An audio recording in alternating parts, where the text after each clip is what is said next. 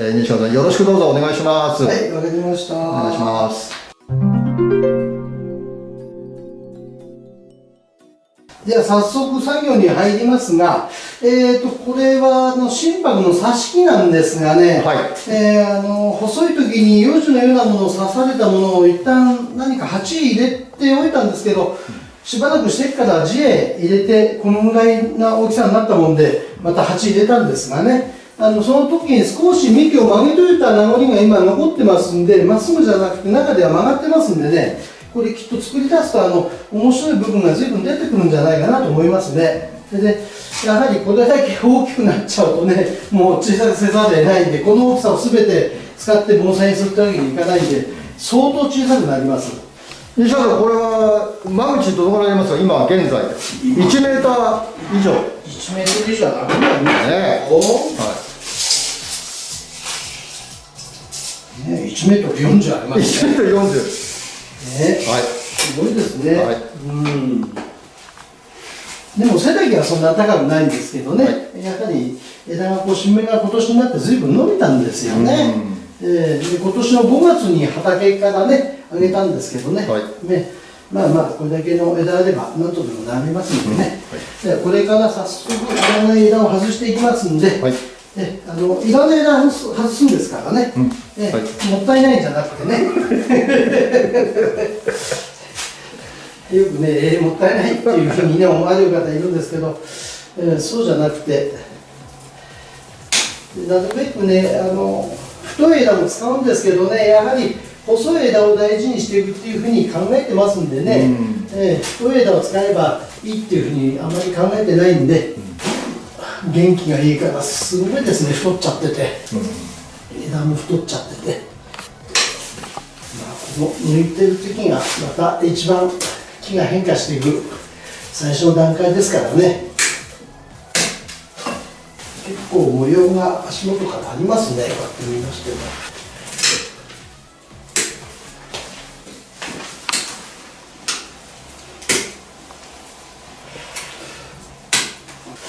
発祥がすごくいいようですね。これどうも糸魚川の挿し木をされたようですね。すごく葉が細かくて、こうやって抜いていきますとね、足元がすっきりして動きが見えてきますからね、やっぱり足元が見えないことには盆栽としては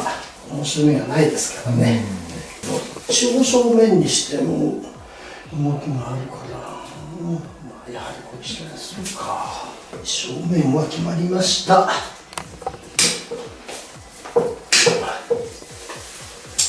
太い枝はね、使えるところと使えないところがありますからね、やはり枝っていうのは細い枝を使った方が盆栽としての味わい魅力っていうのが出てきますからね。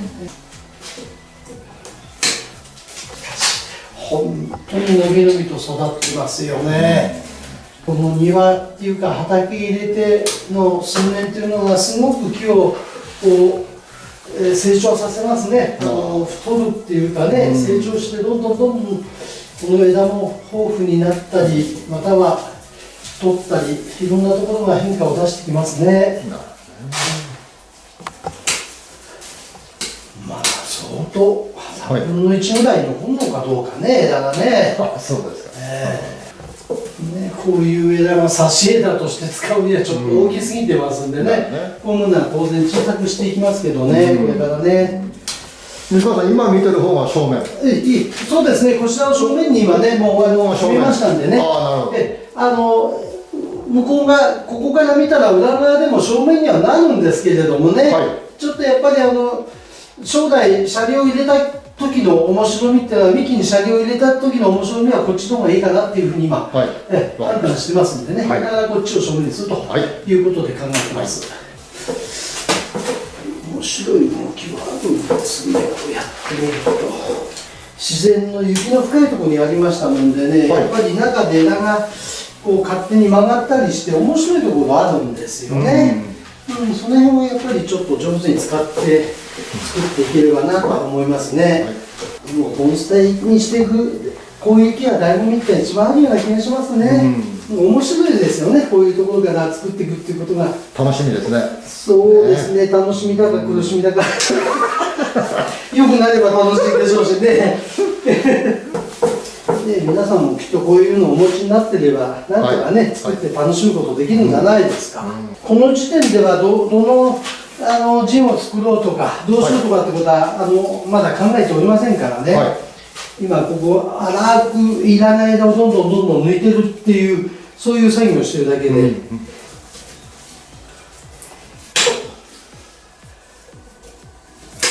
時期が良ければ挿し木いくらでもできるんですけどね、多少目いいから刺せばきっとね、いいものができるんですけども、ちょっと時期がね今、12月入ってますからね、ちょっとそういうことはあんまりしないですけど、きっと時期が良ければ持ってって刺したいなんて思う方もいらっしゃるんじゃないですかね。でやはり心拍ですね、この日陰からどんどん目が吹いてるんですよね、奥の方からね。懐に奥にあるから使えるってわけじゃないんですけれども、非常に吹いてますね。これを全部処理しちゃわないと全部使えるわけにいきませんからね。こうやって今抜いてる枝がね、こうやって今車輪にすれば陣にすればいいかと思って、こういう枝残してもこれ挿し木なもんですからね、数年後に老けるっていうのは要するに腐ってきてしまうんですよね、だからこれを多く残して陣にすればいいっていうふうに私はあんまり考えないんですよ、ちょっと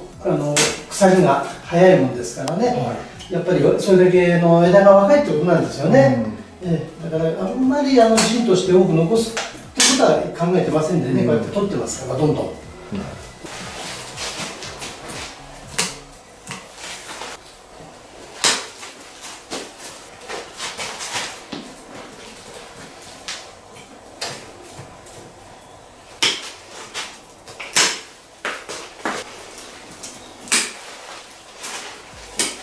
これだけ無駄なものがついてたということなんですよね、無駄というか自然で生きてたんだから無駄じゃないんですけどねやはりこれから盆栽として作っていくには不必要な枝が育ってたということなんですよね、大体このぐらい大雑把にね、抜いたわけですけどね、これはまたちょっと細かいところをね取っていっちゃいますんでね。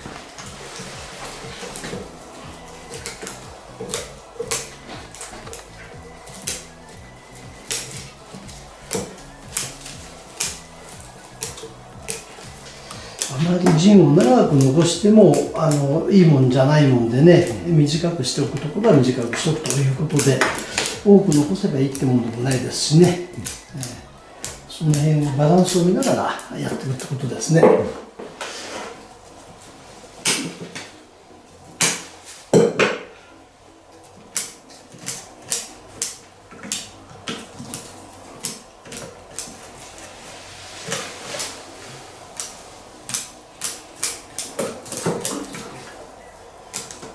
すごいですね、カレーだから何からみんな絡んじゃってて、中にもう日陰になってたところがやはり枯れてますね、奥で。スニッパも随分出てますしね。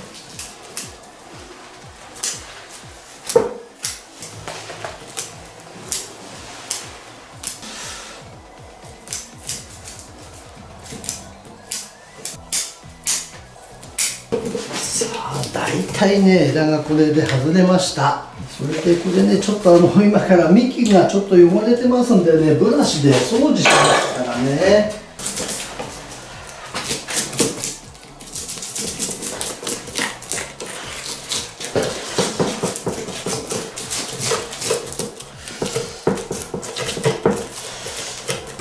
やるときはこういうようなブラシでちょっと狭いところ入れてあげればと思うんですけどね。やはりこの立ち上がりの足元なんか曲がってて、こうやって出してくると非常に動きとして見れますね、こうやって、粘りもちょっとあるようですね。これから動きがいろいろ見えてきますから面白くなっていくと思いますよ。これだけ皮が剥がれるってことはここ数年で相当太ってきたような兆候として見受けられますね。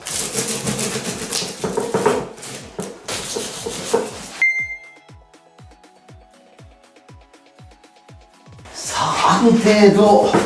綺麗にはなりました、はい、ここから先もっと細かいことっていうのは時間の関係で、はい、できませんので、これで製紙作業に入っていきます。はい、皮を剥くときは枝先から岸の方へ剥いていくと自然にささくれが起きた状態で皮が剥きますからね、自然味が出ますから、こうやって先端から幹の元の方へ向いていっていただくといいと思いますよ、でこれペーパーかけたりしないようにしてくださいね。自然味が消えてツルツルの状態になっちゃうとちょっと自然味消えてしまいますからね。でしばらく放っておけば自然の味わいが出てきますから、こういうところはすぐねこうかっこよく見せようというような考え方じゃなくて、時期を待って自然に朽ち果ててくるのを待っていった方がいいような気がしますけどね。芯をあんまり長く残すとちょっと不自然になりますからね、短めにこうやって今処理してるんですけどね、30センチも40センチもの長いような芯作っても不自然になりますからね、そういうところはちょっとまた工夫してみてやってください。あれですね、挿し木だからちょっと古い芯でもこうやってボコボコしますね。山のものとちょっと芯の状態も違いますね。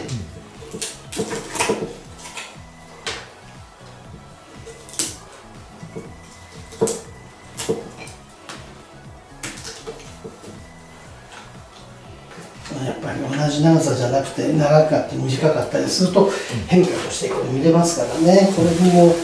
芯を作る時にねちょっと考えてやってみたらいいかと思いますよ。同じ長さにすると変化がなくなりますからね。やはり数年経つと剥いたやつが腐ってきてますね。こ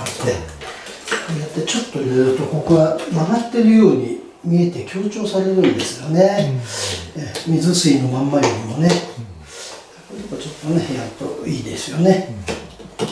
これ以上車輪作りやってると木の方に行かなくなっちゃいますんで、この辺で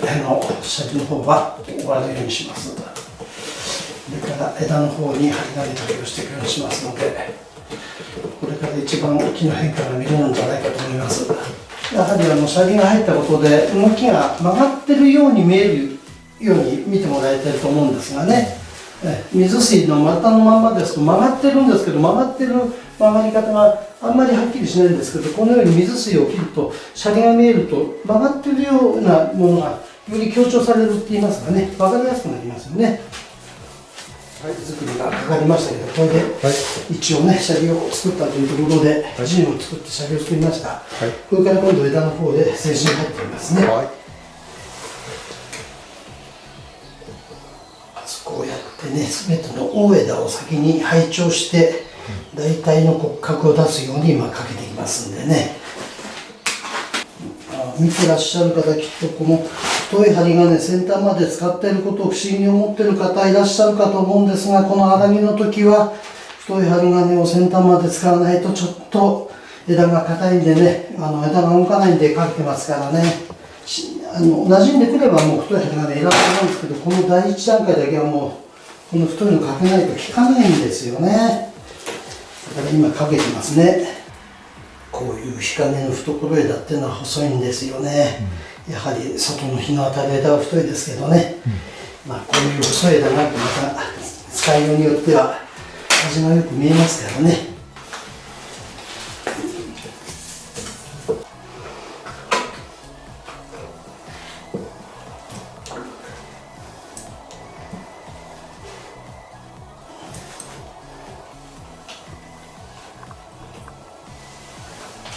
6番線ですね。6番線かけないと今度は先端で動いてこないもんでね。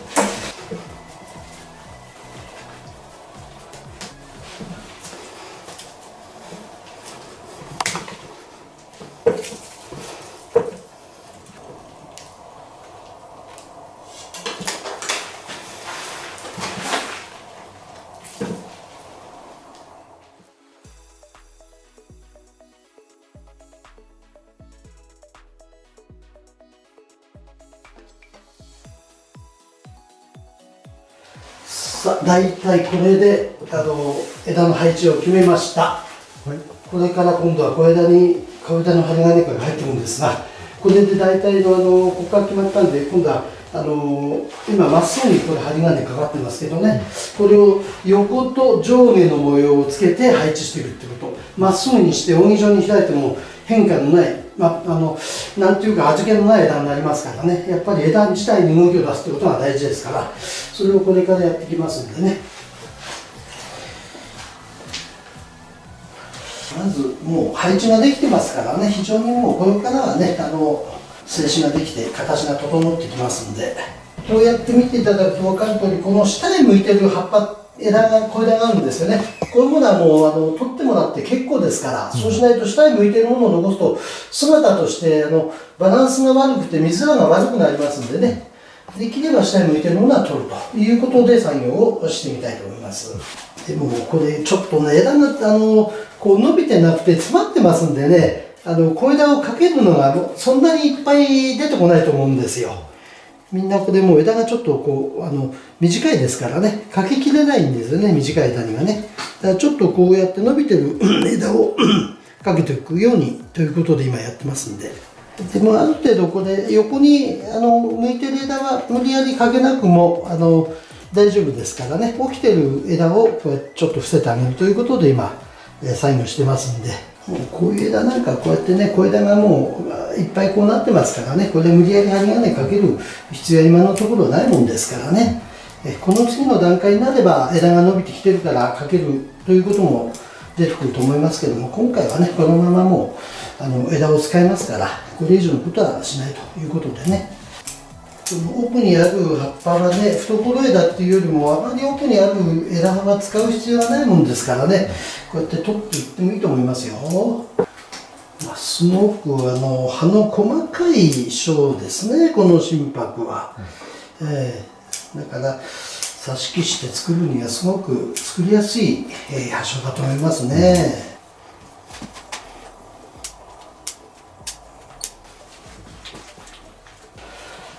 ようやく頭頂部へ来ましたね。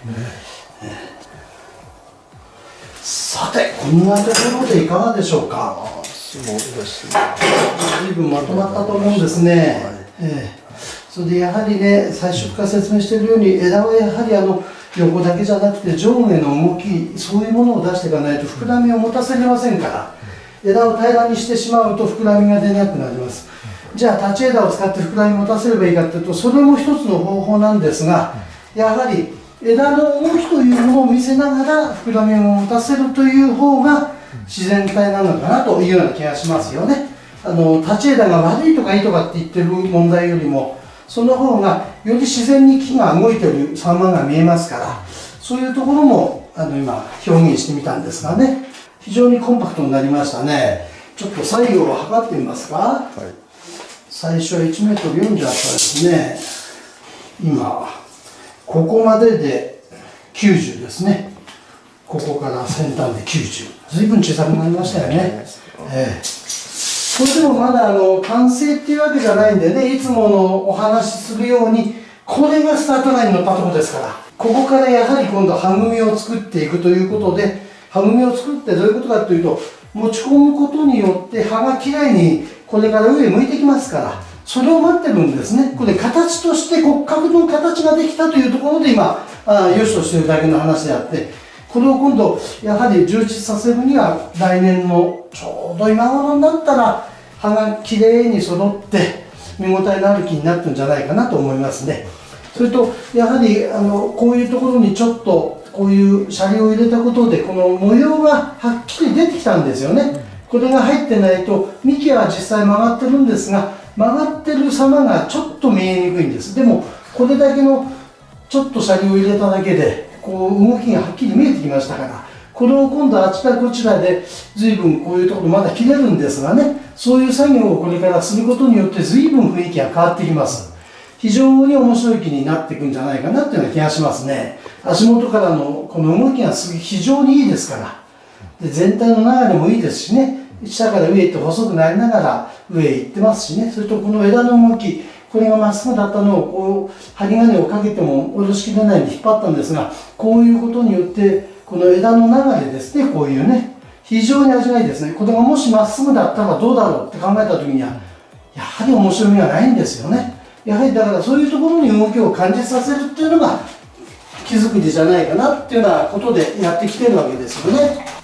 非常にコンパクトになってこれから作るのが楽しみになりますね、これから。で背丈もねおそらくそんなに大きくないんでね、これ今ちょっと測ってみましょうか。50センチです。非常にコンパクトです、背丈は。やっぱりこれから持ち込む楽しみがこの木には感じられますよね。持っていく楽しみ、これ本当に2年3年が楽しみになってしまいますよね。こういうところに抜いた後を地にしたんですがね、これはこのままにしとくことで風化してきますから、1、2年で。そしたらその時点で養護剤を塗ってあげるとか何かをしてあげればいいと思いますよね。ここですぐ養護剤塗っていう必要はございませんからね。本当にこれだけ枝抜くんです。やっぱり引き算なんですよ、盆栽は。あれだけ増えちゃってるともう足し切っちゃって足し切ってもうどうしようもないくらい増えちゃってる。やっぱりそれを引くことによってこういう姿が現れてるということなんですよね。もう先ほどもゴミにして枝をしまっちゃったんですが、一袋出ました。大きな袋にそのぐらいついてたんです。まあこれでもう映像で見てもらえば分かると思うんですが、はっきり枝の数が減ってますから。でもこれだけ魅力ある木になればこれから持ち込む楽しみっていうのは出てくるんじゃないかなっていうような気がしますよね。非常に面白みのある木に変わりましたね。最初にも申し上げましたように枝を細い枝に切り替えてるんですよ。だから味いいんですよ。太い枝をなるべく外して枝を細くした。じゃあこういうところに太い枝あるじゃないかと言うけども、これは動きとして面白いものを持ってますしね、それとこの枝を取るわけにいきませんから使ってるんですが、そういうことを言うんじゃなくて、やっぱり全体的に見たら細い枝が多くなってるんですよね。でこのなるべく太らせないように今度枝をこう管理していくって言いますかね、そうすると非常にまた味のいい木ができてくるんじゃないかなっていうようなことを思ってますので、楽しみにして見ていただければと思います。まあ皆さんの棚にもおそらくね、こんなになっちゃったんだっていうような気があると思うんですが、一つの例としてこんなこともできますよというところで見ていただければよかったんじゃないかなと思います。12月の、今日入ってからの、こういう手入れなんですけど、はい、この後西川さん気をつけることは何か管理上でも何でもちょっとアドバイスいただけたら。はい、そうですね、長野の場合はこれからマイナス2度3度5度になってきますから、はいはい、この作業したものを外へ出しておくわけにいきません。だから必ず軒下またはハウスの中へ取り込んでおくということが必要です。外へ置いといて枯れるとかってことはないんですが、非常に木に負担かけてますんでね、かわいそうですから、やはりその辺は考慮して置くということが大事なんじゃないですかね。それと今ね、これちょっと緑が強いんですが、この先端とかちょっとこの辺見るともう茶色くなってるんですよね。これ新種の場合はその湿度がなくて乾燥してますから色が茶色になってしまうんですよ。でやはり日本海側の海岸沿いに行くと逆に湿度が高いものですから非常に緑のいい色が出てるんですよね。これはもう信州という独特の気候にこの木があるもんですから、まあこれは致し方ないのかなと思います。あとは心拍は寒さにも強いですからね、そんなにこうしなくちゃいけないかなっていうほど気を使うところもあんまりないような気がするんですがね、非常に楽しみが深くなりましたね、この木は。なんかね、こんな鉢じゃなくて鉢も変えたくなりましたね、やっぱり。いろんなことをこれからこう鉢または石突きにしてもいい何か表現できる面白い木ができたと思うんですよね。やはり枝の使い方なんでしょうね、これね。だからこういうところの枝のね、こんなくぼんだとこから出てる枝、こんなに必要ないんじゃないかと思われる方いると思うんですけど、そうじゃないんですよね。またくぼんだとこから出てるからこそ枝が細いんですよ。やはり曲がった外から出てる枝って強いんですよ、植物っていうのは。でもその辺をね、上手にこう使いこなすことによっていろんな表現ができるというところも一つの考え方として見ていただければなとは思いますね。だから太らせることはできるんですが細くすることできませんから、なるべく太らせないように枝を作っていくっていうのは私がよく考えていることなんですがね。ほっとけば太りますから、いくらでも。太ったことを喜ぶんじゃなくて、いかにその細い枝を長く作り込んでその味わいを保っていくかっていうことを求めて作っていくのが盆栽だと思ってます。でも太っちゃったものは細くできませんから、まあその辺はまあしょうがないというか、そういうものはそういうものとして受け入れて木を作っていくという考え方にしなかったら、細くなくちゃいけないって言われたからじゃあ太いものダメなのっていう、そういう意味じゃなくして見ていただければと思います。非常に、今日は見ていただいてきっと、楽しんでいただけたのかなというような気がしますけれどもね。いや、なんか長時間にわたり、ありがとうございました。ありがとうございました。また、よろしくお願いいたします。はい、本日はありがとうございました。はい、お疲れ様でございました。ありがとうございます。失礼いたします。はい、失礼します。はい。